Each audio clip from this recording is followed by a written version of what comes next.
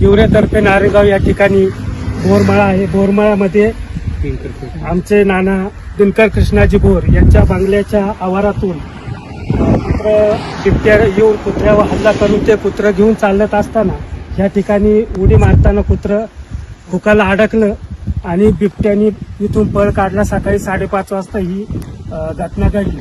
तरी वन विभागाला, प्रशासनाला आमची विनंती आहे, आजच्या आज या ठिकाणी पिंजरा लावण्यात यावा, अन्यथा खूप मोठा अनर्थ या ठिकाणी घडू शकतो. हे कुत्र साधारण 30,000 रुपयाचं आहे नाही, पण परंतु माणसांवर हल्ला झाला, माणसं त्या ठिकाणी मृत्यू झाला. अनेक आपण बातम्या पाहतो, त्या बातम्या पाहत असताना हे वाघाने केलेला हल्ला माणसांवर झाला तर खूप मोठा अनर्थ होणार आहे.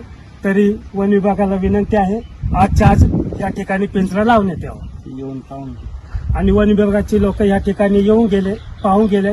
त्यांनी फक्त आश्वासन दिलं, पिंजरा आम्ही लावतो, व्यवस्था करतो. पण आज जर पिंजरा लागला नाही तर उद्या या ठिकाणी काही अनर्थ झाला तर वन विभाग जबाबदार राहील.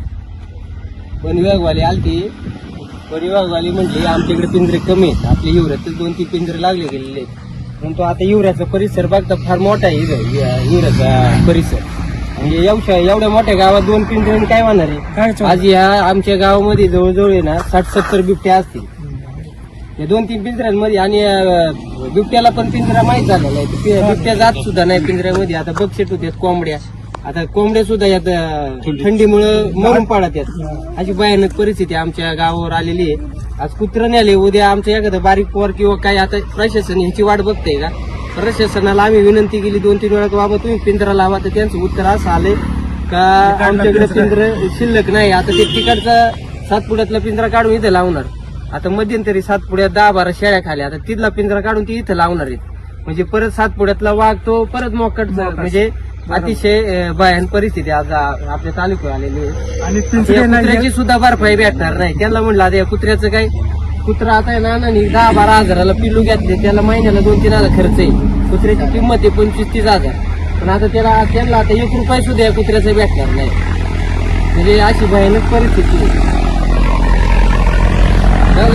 पावले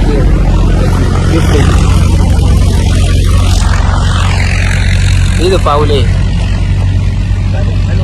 इथं पावले.